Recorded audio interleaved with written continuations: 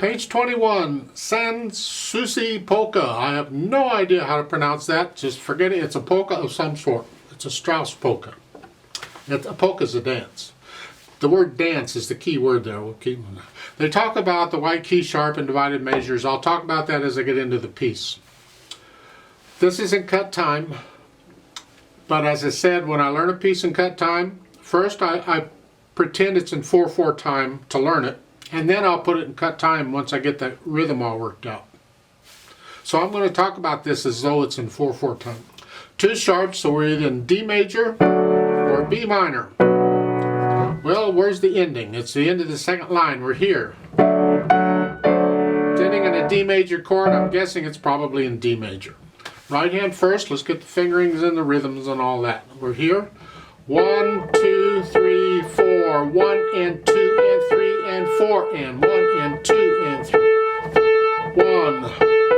You want to thumb on that last one because after the rest you got to come up here. And if you thumb, even though you got time to rest and move, it's not a bad idea to feel your way around the keyboard. So if we put a thumb on that, we can sort of feel where that F sharp is. So for the second line, 1 and 2 and here's where the white key sharp comes in. Remember, a sharp takes the note up a half step or one key on the keyboard, white or black. Well, if you have an E here and you want an E sharp, you go up one key, white or black here. It's an F. It's also an E sharp. And that's what they're talking about there. It's 2. But in the second measure, there's no sharp there, so that's an E natural.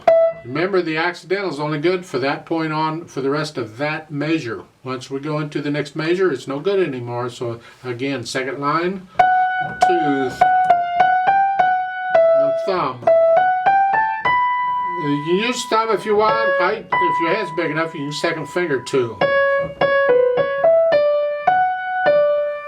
So forth, let's go on. I suggest for the last note of the second line, use thumb. When you go, now when it's over, it doesn't matter. You can use third finger. That's fine. But when you're going to go on to the next line, use thumb. This way you're in position. There. So for the third line, it's here.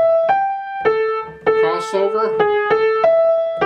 And again, that G sharp is only good for that measure. So these are G natural. And then watch these eighth notes. Let's just take them carefully. It's a G sharp and then a thumb. That's a common fingering in piano. So, and then go up, C, C sharp, thumb.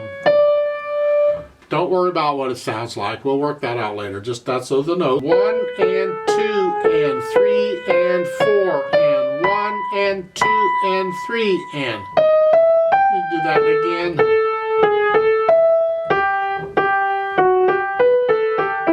Right there. That's what we're playing here. Just bring the second finger down. You can use thumb on that whole note if you want, because at this point you're going to go back to the top, and they say second finger. Doesn't matter which finger you use a finger.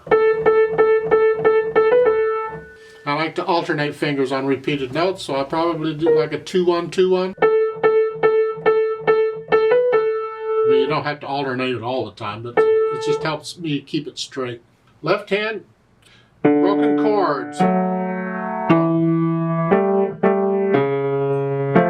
F natural there. So forth, let's go down to the third line. You're here.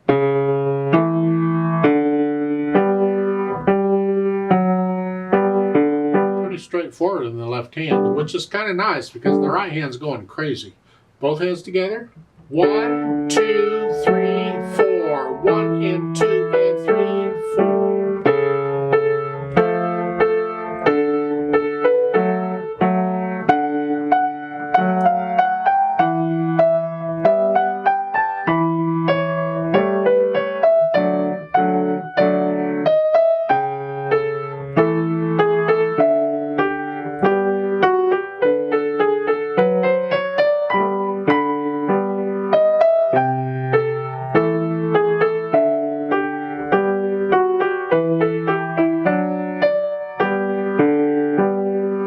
Once you can kind of get the notes and the fingerings worked out, And then we can think about, as far as articulation, there really isn't any. You got to get to know it, because you can play some of these staccatos. I mean, if you feel it staccato, you play it staccato. Now, you may have noticed at the end of the second line, this is where the divided key measure and key signature change and all that goes into play. At the end of the second line, there's only 3 quarter notes in that measure. And there's got to be 4. I mean, there's in 4/4 time, there's 4 beats in a measure. So it's got to be, well, they put the last beat at the beginning of the next line. That's because it's dividing a section here. It's 2 different sections. Well, the second section, which is the second 2 lines, is in a different key. There's only 1 sharp at the end of the second line. They added a sharp and they took away a sharp. Well, actually, they're just taking away a sharp, because you started with 2 sharps and now you got 1 sharp. So you started in D major, now you're going to G major here. So the C's from the second 2 lines are all naturals, is what that means. You just changed key signatures. So it's,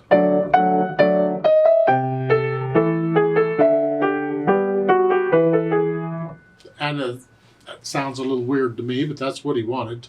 And then at the end, the very end, you get the double bars because it's a different section. And then you have the 2 sharp signs again. That means we're going back into D major, because they want you to go back to the top, and that's in D major. And they pretty much always, when they change key signatures, they tell you right before it happens that it's happening. That made no sense, but the point is we're going back to D major, so they're telling you that at the bottom. Oh, by the way, we're going to D major, 2 sharps. And that's how that works. You'll see that you have to, it's interesting to try and keep up with the key signature changes and the time signature and the clef sign changes. It makes it kind of interesting, sort of. In the middle of all the confusion, it's sort of interesting. Then we talk about the speed. Well, this is where we put it back in cut time. We want to feel this in 2.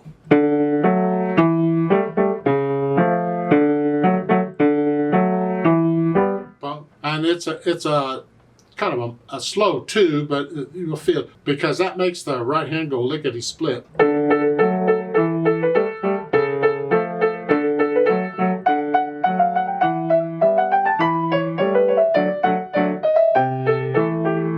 Fourth, you got to get to know it well enough. You're comfortable enough with all these accidentals and all these 8th notes and everything, right? But you want to feel this in 2. That's where the cut time comes in. 1, 2, 1, 2, 1, and 2. And dynamic-wise, it's to the melody, which is the right hand. Sort of loud, whatever you think that is.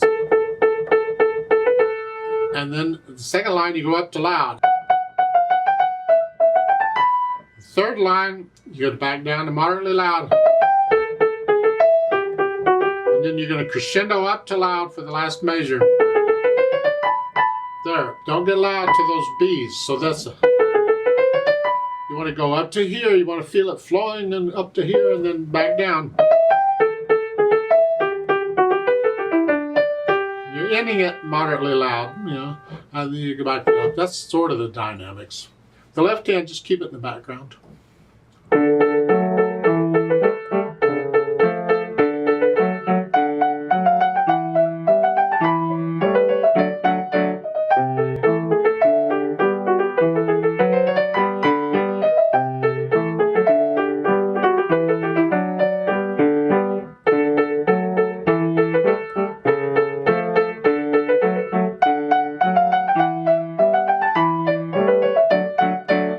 Forth. I only missed a couple of notes in there, but you get the idea.